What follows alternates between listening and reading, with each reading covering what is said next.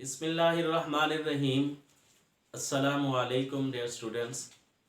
उम्मीद करता हूँ आप सब खैरियत से होंगे।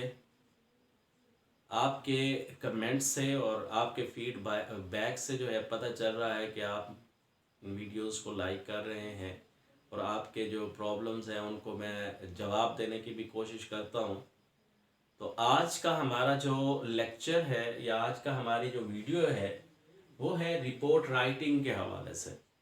असल में रिपोर्ट राइटिंग क्या होती है, क्यों लिखी जाती है, हम इसमें मेंशन करेंगे, इसमें देखेंगे इस वीडियो में। तो सबसे पहले आते हैं हम लोग डेफिनेशन की तरफ।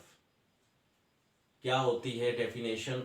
A document in which a given problem is examined for the purpose of conveying information and findings, putting forward ideas and sometimes making recommendations। Simple way में अगर इसकी बात करें सादा अल्फाज में, तो एक ऐसी डॉक्यूमेंट होते हैं जिसके अंदर हम किसी किस्म के कोई मसले को एग्जामिन करते हैं। और एग्जामिन करने का मकसद क्या होता है? असल में वो मकसद होता है कि किसी किस्म का कोई कन्वे करना है, किसी किस्म की कोई इंफॉर्मेशन या फिर कोई हमने फाइंडिंग्स बतानी है अपनी। ठीक है, पुटिंग फॉरवर्ड आइडियाज और सम टाइम हम अपनी रिकमेंडेशंस भी देना चाहते हैं, तो इसको कहा जाता है रिपोर्ट। ओके हो गया जी, यानी ये रिपोर्ट होती है। और अब हम बात करेंगे कि रिपोर्ट, बिजनेस रिपोर्ट के कितने अहम पॉइंट्स होते हैं। तो there are three main points, important points of a business report. सबसे पहले नंबर पर हमारे पास है स्टडी ऑफ द प्रॉब्लम। दूसरे नंबर पर है the findings about the problem. Number 3 है recommendation to solve the problem. Study of the problem कि एक मसला आ गया है हमारे सामने, इशू आ गया है, तो उसके बारे में हम क्या करेंगे? स्टडी करेंगे उस प्रॉब्लम को, उस इशू को देखेंगे कि ये कैसे हुआ। फिर हम सेकंड नंबर पे फाइंडिंग्स देखेंगे उसका कि भाई इसमें से किस तरह, जब हम स्टडी कर लेंगे हमारे सामने उसके क्या आ जाएंगी? फाइंडिंग्स आ जाएंगी कि ये प्रॉब्लम इस अंदाज से शुरू हुआ। फिर अगर हम तीसरे नंबर पे देखें तो फिर जब हमारे सामने फाइंडिंग्स आ जाती हैं तो फिर हम क्या करते हैं जी? उनको सॉल्व करने के लिए रिकमेंडेशंस देते हैं, सजेशंस देते हैं कि इस मसले को इस तरह से क्या किया जा सकता है जी? हल किया जा सकता है। ठीक है जी। अब हमने लॉन्ग रिपोर्ट के बारे में अभी बात नहीं करनी, हम सिर्फ शॉर्ट रिपोर्ट के बारे में बात कर रहे हैं। तो शॉर्ट रिपोर्ट जो होती है उसके हवाले से उसकी रेंज क्या होती है? देखिए, 2 पेजेस होते हैं, 3 पेजेस होते हैं, तो हम 1 पेज से शुरू करते हैं और कई पेजेस तक जा सकते हैं, अपनी रिपोर्ट को कई पेजेस तक लेके जा सकते हैं। शॉर्ट रिपोर्ट के हवाले से बात कर रहा हूं। Presented in the form of letter, जब 1 पेज है या 2 पेजेस, 3 पेजेस है, उसको हम किस फॉर्म में प्रेजेंट करते हैं? जिसने हमें जिम्मे लगाया है कि इस रिपोर्ट को आपने लिखना है, तो उसको हम लेटर की सूरत में या फिर दूसरा लफ्ज है कि हमारे पास मेमोरेंडम की सूरत में हम उसको क्या करते हैं? अपना जो लिखवाने वाला होता है उस रिपोर्ट को, उसके सामने उसको मेंशन कर देते हैं। फिर उसमें किस चीज की जरूरत होती है? जो लिखने वाला होता है, यानी जो राइटर होता है, वो उस रिपोर्ट के एंड पे डेट मेंशन करता है, बताता है कि इस डेट को ये लिखी गई है, और साथ में अपने सिग्नेचर भी करता है, signed and dated by the writer, उस राइटर की तरफ से। हाँ जी, सबसे अहम इशू, जो सबसे अहम बात, वो क्या चीज होती है? सब्जेक्ट हेडिंग होती है। रिपोर्ट राइटिंग आप पढ़ रहे हैं ना? ठीक है ना जी। अब ये सब्जेक्ट हेडिंग है, क्या चीज है जी? इसके बारे में कि आज हम ये चीज पढ़ रहे हैं, तो आपको जैसे ही इसको देखेंगे आपको पता चल जाएगा कि ये चीज इस चीज के बारे में।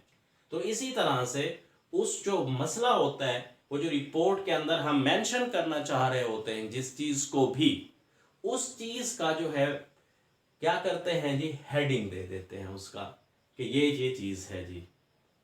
अब किस चीज की जरूरत नहीं होती इस शॉर्ट रिपोर्ट में? No need a cover page, main page यानी पहला सफा जो होता है उस चीज की इसको क्या नहीं होती जी, जरूरत नहीं होती। टेबल ऑफ कंटेंट्स नहीं होता इसके अंदर, यानी क्योंकि एक पेज पर है तो उसका क्या हम टेबल ऑफ कंटेंट्स बताएंगे उसको कि भाई इस पेज पे ये है, इस पेज पे वो तो होता है ना, जब पेजेस ज्यादा होंगे तो फिर और हमारे पास उसके ज्यादा चीजें हमने मेंशन करनी होंगी तो फिर टेबल ऑफ कंटेंट्स की जरूरत होती है, या फिर किसी किस्म की कोई खास डिस्प्लेमेंट की जरूरत नहीं होती। अब शॉर्ट रिपोर्ट का स्टाइल क्या होना चाहिए? इनफॉर्मल होना चाहिए, पर्सनल, रिलैक्स्ड होना चाहिए, और अहम इशू जो एमसीक्यूज में भी आ सकता है इसके हवाले से, यानी जो अगर पेपर बीएस कोई स्टूडेंट है इस तरह का कोई पेपर दे रहा है उसके लिए ये जरूरी है कि वो ये जहन में रखे कि फर्स्ट पर्सन जो होता है आई एंड वी इस रिपोर्ट में, यानी शॉर्ट रिपोर्ट में first person I and we इस्तेमाल किया जाता है। अब आ जाते हैं हम इसके main parts of the report, क्या क्या रिपोर्ट के हिस्से यानी पार्ट्स होते हैं। टर्म्स ऑफ रेफरेंस, असल में टर्म्स ऑफ रेफरेंस जो होता है वो बिगनिंग होती है, आगाज होता है किसी भी चीज का। तो बिगनिंग इसमें हम क्या करते हैं, ये आगाज करते हैं इसमें। Request for the preparation is mentioned, कि किस चीज के लिए ये तैयार की गई है उसका हम यहां पर क्या करते हैं जी, मेंशन कर देते हैं। नेक्स्ट हमारे पास प्रोसेस जो है इस चीज के हवाले से वो है प्रोसीजर।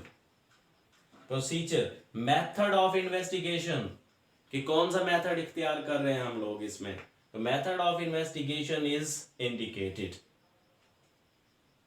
सोर्सेस, जो कंसल्ट करके हम इसको लिख रहे हैं वो सोर्सेज भी हम इस हिस्से में, जो प्रोसीजर वाला पार्ट है इस हिस्से में हम क्या करेंगे, सोर्सेज भी लिखेंगे। रिक्वायर्स, और जो इंक्वायरीज करेंगे वो भी इसमें क्या करेंगे जी, मेंशन करेंगे इस हिस्से में। फिर नेक्स्ट है हमारे पास फाइंडिंग्स। जब हमने ये सारा कुछ कर लिया उसके बाद हम फाइंडिंग, जैसे हमने अभी यहाँ पर बात की है कि फाइंडिंग्स अबाउट द प्रॉब्लम, तो यहाँ पर हम फाइंडिंग्स देंगे। जो फैक्ट्स हमने क्या किए हैं, यानी जो राइटर है जिसने इस रिपोर्ट को लिखा है वो इस क्या करेगा जी, इस हिस्से में जो फाइंडिंग्स वाला हिस्सा होगा इसके अंदर सर्टेन फैक्ट्स को भी क्या करेगा जी, मेंशन करेगा। ऑब्जर्वर ने जो ऑब्जर्व किया है यानी उसकी ऑब्जर्वेशन जो है वो भी इस हिस्से में क्या हो जाएंगी, मेंशन हो जाएंगी। फिर नेक्स्ट हमारे पास है जी हिस्सा इसका, वो कंक्लूजन है। तो कंक्लूजन क्या चीज हो जाती है जी, drawn facts are given in the part.